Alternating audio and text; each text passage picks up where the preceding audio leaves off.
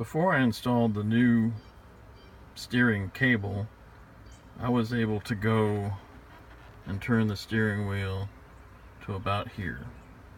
And that's where it would stop in both directions. I had the cable centered, but as I would turn the wheel, it would stop right there. Okay, so now with the new steering cable, when I go to turn the wheel, which I can do very easily with a finger, I get a lot, much more radius out of the turn.